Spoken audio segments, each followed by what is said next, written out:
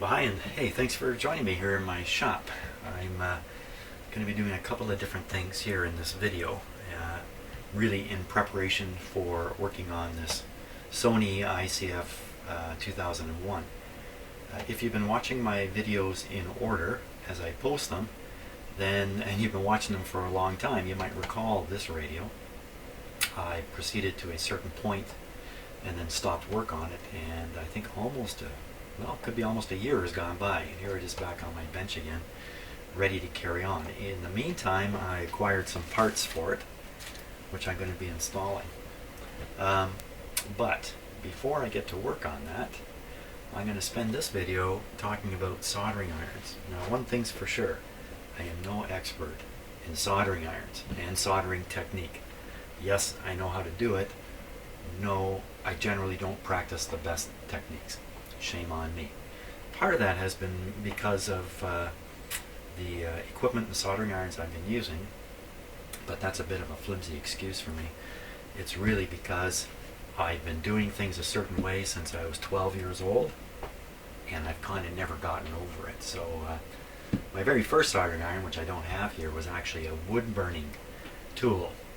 For those of you who are my age, you might remember that children age 9 and above could be provided a wood burning tool, which is basically a soldering iron. It's really very similar to that, and you would use it to burn pictures into wood. Now, wasn't that an exciting thing for a 9-year-old to do in the basement with a 400-degree soldering iron? I don't think anybody's buying those for their 9-year-old kids anymore, but that's what I had, and I turned it into a soldering iron because I was interested in working on stuff like this. So my first soldering iron was a wood burning tool, and I used it for a long time, and it was horrible as a soldering iron. So I kind of started off with the worst, and I've kind of carried on being fairly accepting of using poor equipment. So let's just go down the list here. I have quite a few soldering irons to show you before I show you what showed up at Christmas time. So I'm not doing this in any particular order. I'm just going to go over them as I pull them out of my box. These are all pretty much junkers. I think that's probably the best way to describe them. So here's one here, and I'm just going to talk a little bit about it. You can see it's got a screw for replacing the tip. Good luck on getting that out. And you can see the point is gone. The tip is actually kind of loose in there a little bit. And you can see there's a sleeve here. The heating element is inside here, of course. And it's in generally good condition, but the tip is all burned off. And you can see the copper here. I don't think you're ever supposed to see copper here. This should all be plated, and the plating is gone. And the reason for this is running it at too high a temperature for too long, and you end up with oxidation of the various materials that are collecting on the tip, not the least of which is the solder itself. And some of those oxidation products react with the surface of the soldering iron, and look, it's actually just eroded away the very tip. We're going to see a whole bunch like that. This is kind of the end state of all of my soldering irons, shot like this. So let's put this one aside. Okay, to try to combat that, I used this kind of soldering iron here. Now, I'm not trying to promote any kind of soldering iron, any brand or anything. I had no interest in doing that. None of these have been given to me, provided in any way. I've purchased all these just like anybody would. So I'm not beholden to any company. So you're going to see manufacturers' names on some of these. I am not trying to push them at all. But this one happens to be a Weller soldering iron. I'm missing the little spring holder right now, which I'm sure is happens to be right here, I think. Well, that's from another soldering iron, but that would be the idea. Go in there, soldering iron sitting there. This one, like any better soldering iron, has a thermal control on it here. You can see it's just got numbers on it, so you don't really know the temperature, but a little bit of practice, you can get it. I mean, the object is to have the temperature as low as you can get away with on a soldering iron. So this is pretty good. In fact, look, you can pretty much plug any soldering iron you want in here, up to 300 watts. It doesn't even have to be a Weller. Just anything can go in here, and then you can control its temperature. The difficulty I had with this, and it's because of the videos I was making. This kind of control probably uses, I'm going to forget the term for it. Varactor might be the right term for it. It uses a silicon device to chop the power reaching the heating element, and that chopping of the power results in quite a few higher order harmonics that cause interference. So when I use this soldering iron, if I put it anywhere between 2 and 4, you would hear on my videos, bzzz, you'd hear a buzz. I could turn it down to the bottom and it would go silent, and also right to the top, and it would go pretty much silent. So here was the problem I had in using this and doing videos, is if I turned it way down and then I went to use it and turn it up, I had to wait quite a while for that tip to get hot. So, and then it would be making that noise. So what I tended to do was turn it down when it's not in use for fair periods of time, turn it right up just before I'm going to use it, and then try to use it before it got too hot. But unfortunately, you can see once again, I burned the heck out of the tip. These soldering irons sit waiting in their holder for long periods of time. And if you run it at a very high temperature, it's going to do this. Now, a lot of these have replaceable tips. Probably this one too. I think this is just a screw-in tip. And I've tried to remove this. I cannot get it out. I cannot get it out to put a new tip in. If I put a new tip in, this soldering iron would work again just like new. But I would still have that interference problem on my videos. So I used this one for quite a while, but I really had to give up on it because of what happened to the tip. Let's go back in time. Back in time to when I was about 15.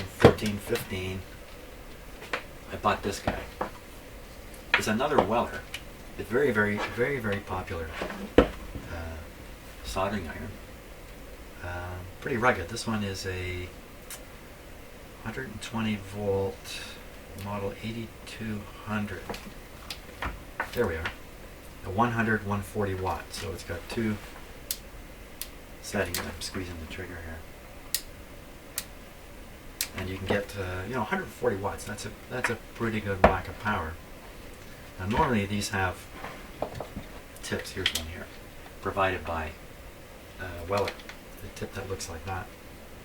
But when I was a kid, I lived in a small town, and it was a bit of a problem for me to get to the city, and I had no money anyway, so I couldn't be buying tips. So what I started doing after I ruined the first tip on this, because I use this a lot, so I just took some wire, just ordinary house wiring.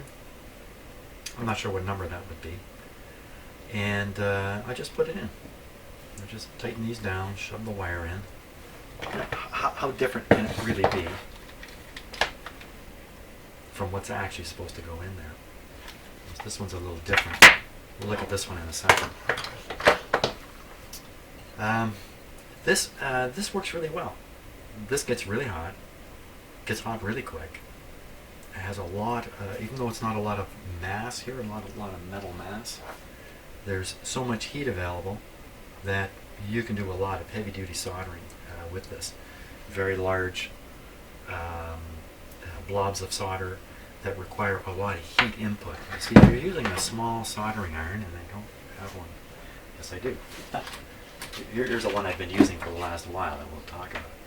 You have a small tip. Maybe this isn't such a small tip, but I think I can still make the point. A small tip without much metal mass in here. There's not a lot of heat stored up in it. And when you apply it to the work, the heat is transferred out of the tip into the work. And if there isn't a lot of residual heat, a lot of bulk, I'll show you a soldering iron with some bulk in a little bit, you'll cool down the soldering iron. And you gotta wait for the soldering iron to heat up again. This guy generates so much heat even though there's almost no mass here, it's going to get the job done.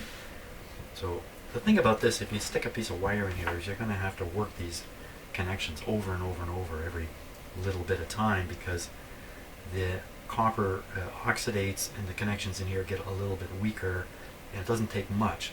The resistance of this circuit is so incredibly low. A slight bit of resistance in here and you'll cut the current back, you cut the heat back, so you got to kind of loosen these off. You can see how many times I've gone on these nuts here. But I keep this guy in reserve. Don't pull him out too often, just for heavy duty stuff. But this, and look at this thing. This used to have a light in here, but I've just given up on that. This guy's from 1972, I would say, maybe even earlier, 1971. I still have it. It still works great. It's rugged. So, hey, you see these at a yard sale, grab it. Chances are they work. Here's another one. This is another Weller, is it? Who makes this one? Certainly looks like a Weller.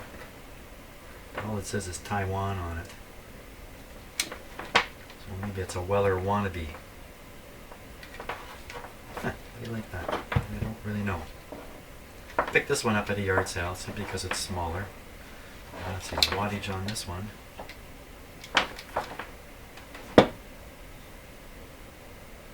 They don't even list the wattage. Huh.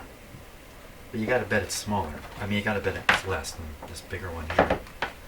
I thought it was pretty cool, so I just grabbed it at a yard sale for no money.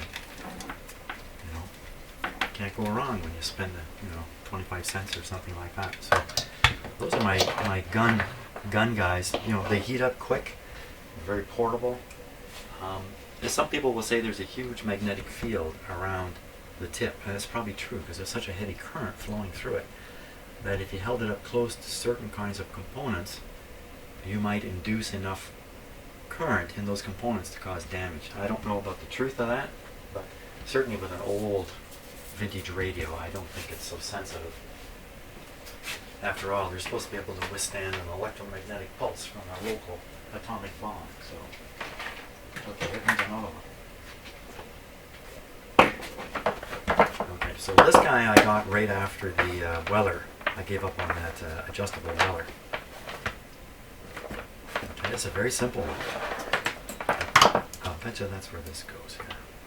There we go. Ooh, sorry about that. Let me just get that in there. There we go. Okay, this is working.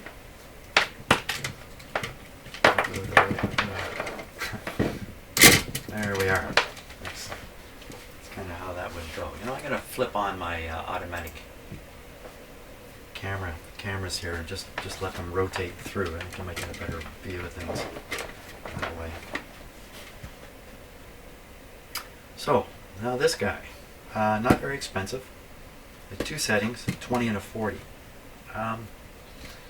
Generally 40 is a little low. Certainly if you have an adjustable one, you want it to go much higher than 40 watts, so you can adjust it back. But this just has two settings, and an off in the middle. I thought this guy would be great. I would keep him on low, and then when the time came to use it, put him on high. 30 seconds later, I'm soldering.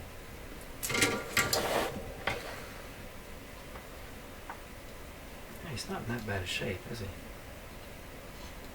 Oh.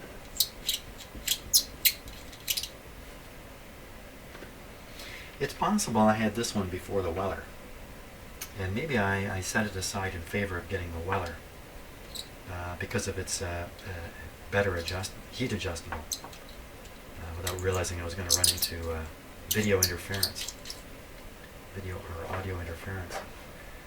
One of the things about this soldering iron is how long this shaft is, which means you're holding it way back here and trying to solder way up there. The soldering iron I've been using most recently, which to some degree is the worst soldering iron I've ever had and the best one at the same time. It's kind of funny. You can see the difference. I hold my hand here, my hand here. You can see how far away the work is. on this one and how close it is. This distance is really important in making it comfortable, convenient, and pleasant to use. If you use something long like this, you have some trouble getting it where you want it to go. This guy, because you're up really close, you have much more control over it. That's the soldering iron that I've been using for right up until now. Yes, I have another one, so I'll set this guy aside. So, oh yeah, what happened was when I flipped it to high, it took a long time to get hot enough. So I ended up leaving it on high all the time, and then, you know, the tip eroded on it. Actually, it's not really that bad. Maybe I gave up on this one a little too soon. Okay. Just a couple more here to go.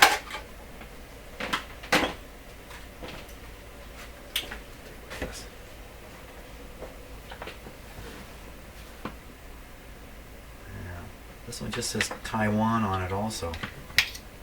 Now this is a functioning soldering iron. It could be used. There's nothing really wrong with it. Again, the tip is badly eroded. In fact, the tip is gone. There's some... It looks to me like there's a center... Well, I don't know what it is, but there seems to be a little needle sticking out of it there. Let's see if we can see that on camera. A little bit. But in any case, it's all... Look at it. I mean, this is terrible. For those of you who are a little more professional than I am, maybe come from a professional background in doing this kind of work, where every day you do it 8 hours a day, 7 days, 5 days a week, hopefully not 7 days a week. This is a horrific thing to see. I'm sure you're looking at that and going, oh my God, what has he done there?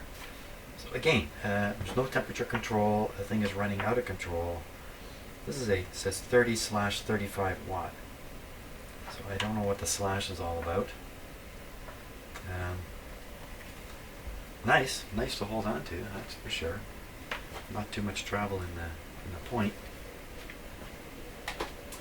And I have used it. But again, it's out of control. Now, this guy I picked up at a yard sale. I never plugged him in. I just thought, ooh, that's cool. Gotta have me one of those. Here he is.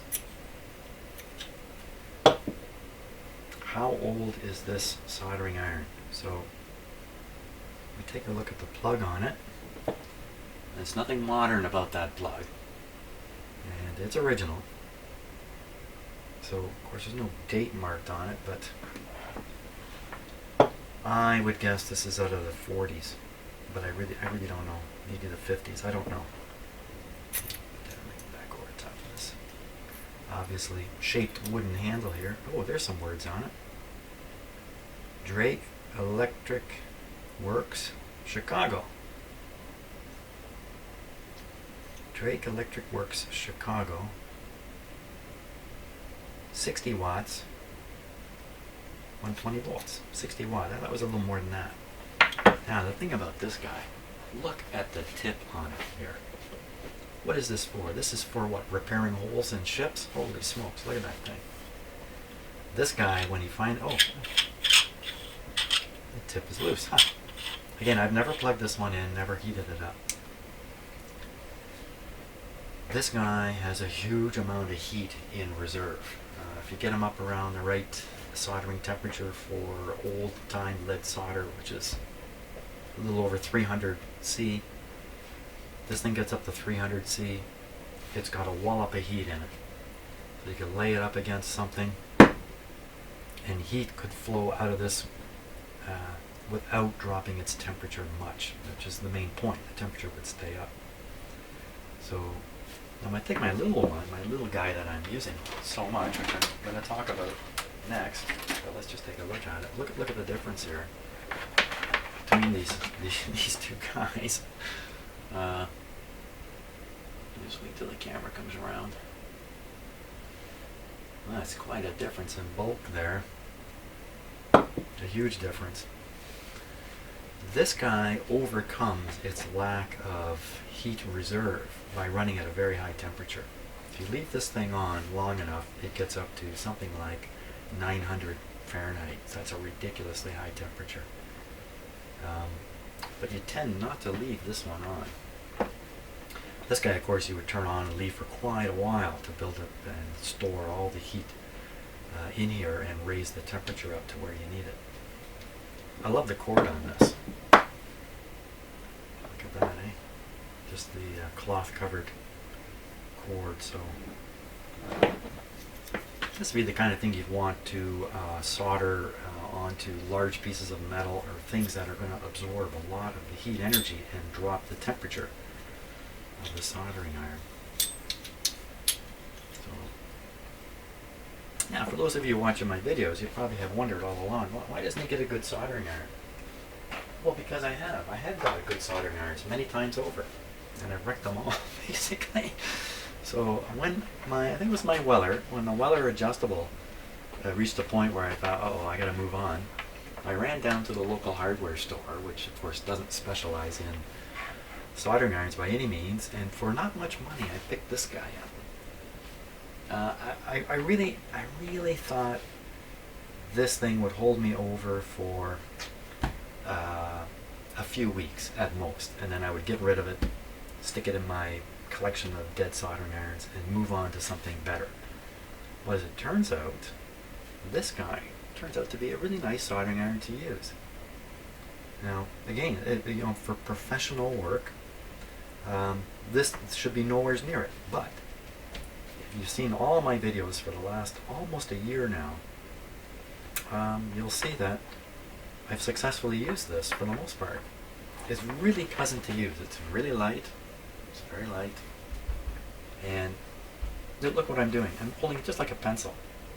It's fantastic. It's lovely. It's got a nice shape to it. For a cheap soldering iron, this is the unusual thing about it. The tips pop right out. The tips pop out, and look at the way they've made the electrical connection here. It's a little hard to see, but that's just a typical, almost a typical audio plug like you might find on your on the end of your headphones. And that slides up in here, and there's a contact up in there, a finger. So when you slide this in, the finger contacts it. What happens with this soldering iron,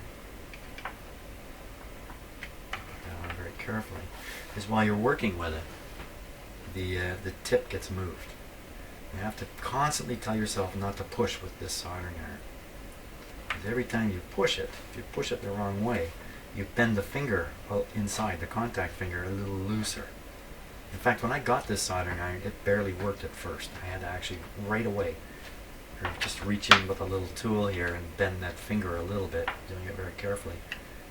And that, or it rotated a little bit. The whole heating element is up in here. It has not really the best kind of tip for doing electronic work. It's got a point tip here instead of a chisel. I couldn't get any other tips, and I don't think I want to put money into this anyway. I mean, this is,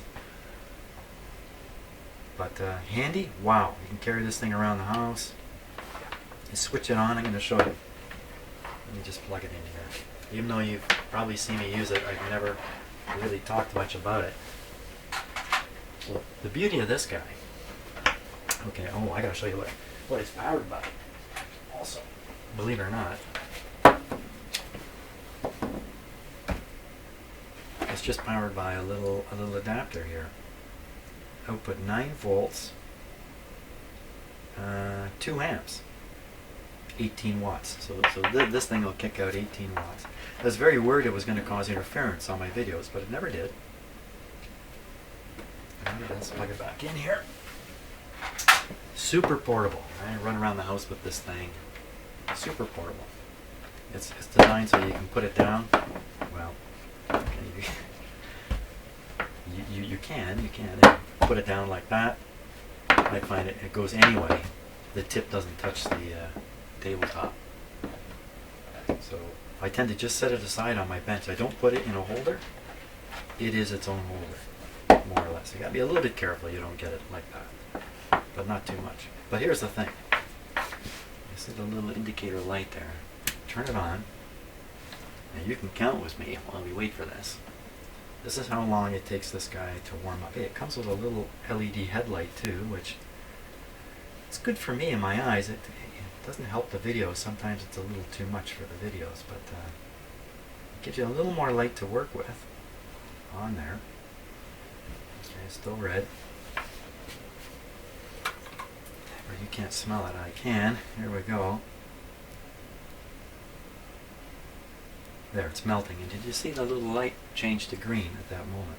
That's how long it takes it to heat up and be workable.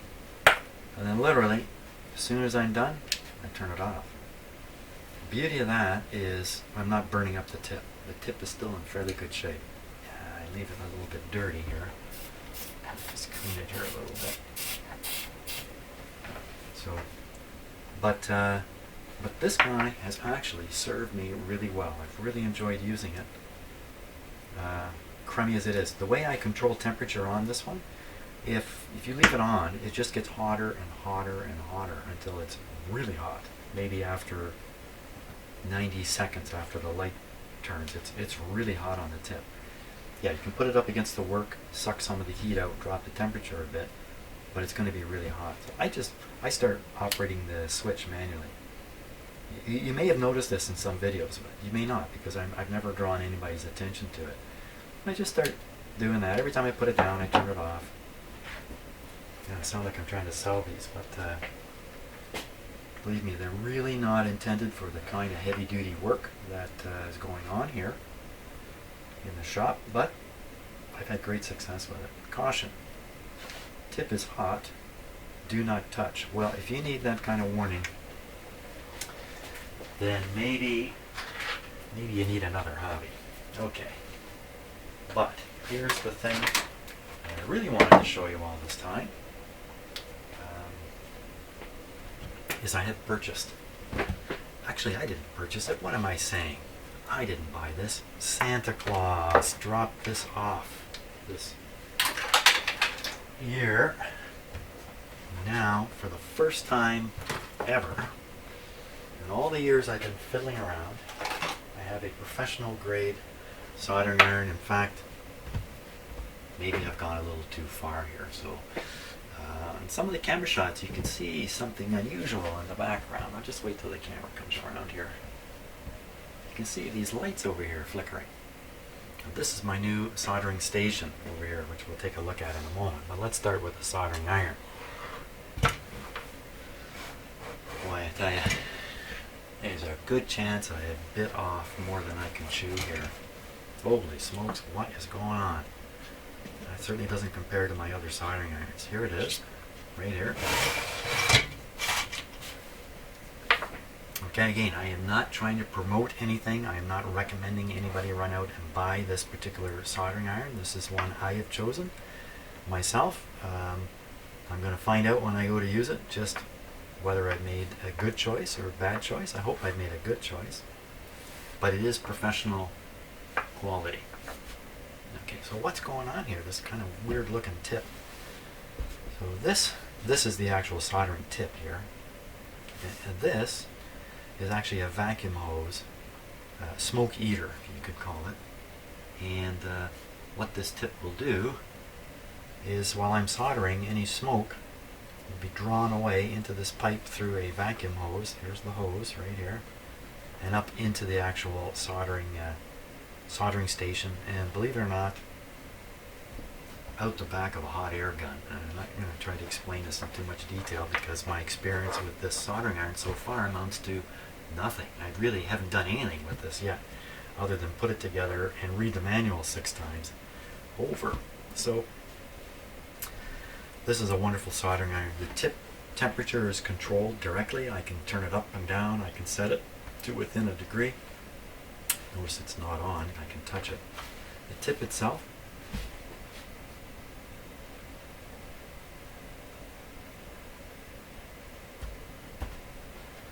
just a little cautious here pulling that out. So here's the actual soldering tip, which might require replacement after many hours of use. Again, it's a professional soldering system. It's expected to be on 8 hours a day, 5 days a week, months of the year. So one thing this soldering station didn't come with is a spare tip. So I'm going to have to probably order a few. I want to be very careful. I've discovered the hard way that this, I'm going to have to sand this down. This edge here is as sharp as a scalpel. And I found out by poking a pretty good hole in the end of my thumb from doing something like this. So, yeah, it's crazy sharp. You know, that's the one thing they should warn everybody. And there's all kinds of warnings, of course, in this soldering iron. But the one thing they don't warn you about is you can chop your finger off of that thing. So I'll be very, very careful with that part there. I could remove the smoke tube completely and just use the soldering iron. Maybe that's where I'll end up, because I'm not so sure about all this going into the back of an old radio. It might be a little too much to get all this stuff in there. Okay, but I can control the tip temperature. It's a wonderful machine. I think when I have more experience, I will explain more about it, because I don't have any experience to back me up yet. But look what it's come with here.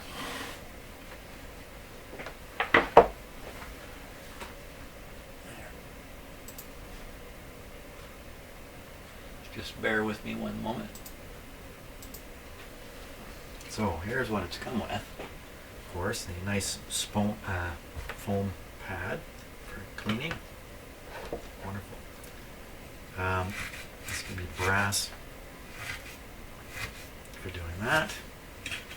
Excellent. All the things I should have had all this time I've been using soldering iron. Nice station, nice parking piece.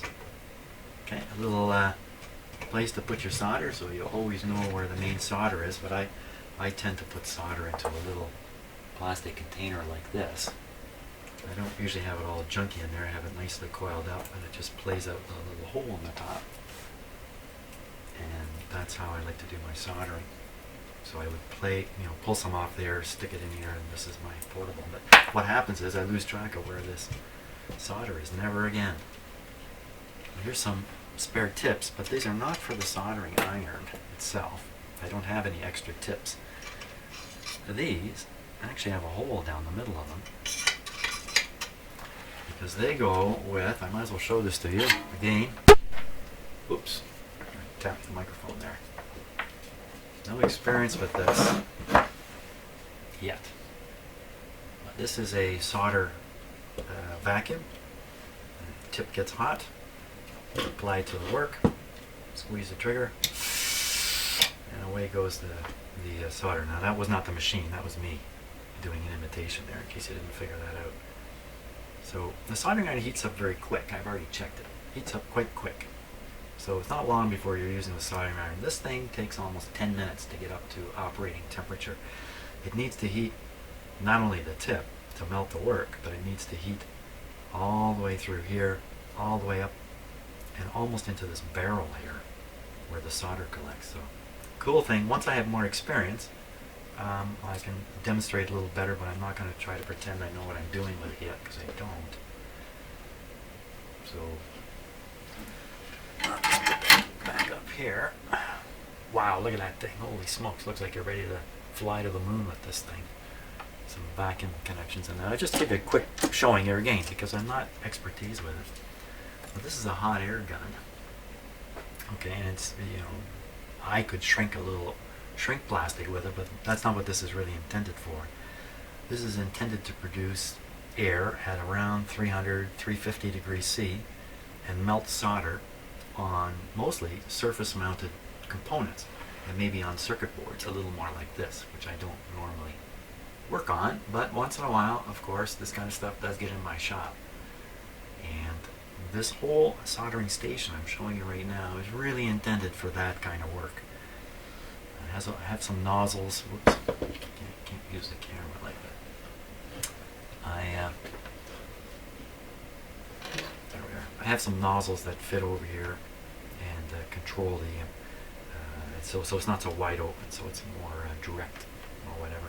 Again, everything I've showed you there on the soldering station is temperature controlled. And believe it or not, when you're using the smoke eater on the soldering iron, the smoke is going in here. It's coming out the back of this is coming out in reverse from here. It's just how they've designed it. So this becomes the exhaust port, which what I'm doing with is I'm just putting it up here in its holder, blowing away. So maybe I have a much better chance now of not being smoked out by my own soldering. Of course, you know, I guess if it was going to kill me, it would have done it a long time ago. So that's kind of the story here, the soldering iron story. Hope to do a little more professional quality work instead of my hacky stuff I sometimes do. I'm impatient with soldering, to be honest with you. I'm quite impatient. To me, it's in the way of getting to where you want to go. I don't get a lot of joy out of soldering, but you got to do it. What I really enjoy, and if you've watched lots of my videos, you know this, I really enjoy standing here, scratching my head, and asking myself, what the heck is going on? That's the point where I'm maxing out on enjoyment. So that happens a lot. Yeah, thank God I don't know everything, or this would be real boring stuff. So it's great to not know what you're doing. Yeah, I sure hope brain surgeons and doctors don't think like that. Researchers do, I'm sure. They love to be on that edge where they don't know what's coming next. Anyway, that's the story. Next video I will get to work on this Sony 2001, where I have acquired new push buttons for it. I've had this stuff waiting for, like I said, almost a year to get back in here. I have all these parts that have come out of it. I have no idea where they go anymore. I've forgotten everything. I think I know where that would go. But that's the situation. So thanks for watching this video, and I think tomorrow morning I'll start working on this. I think what I'm going to do is I'm going to watch my own videos, because it's been a year and I can't remember what I did on this guy. And fingers crossed I can get it fixed and put back together and actually working. Wow, wouldn't that be something? So thanks a lot for watching, and I'll see you in the next video.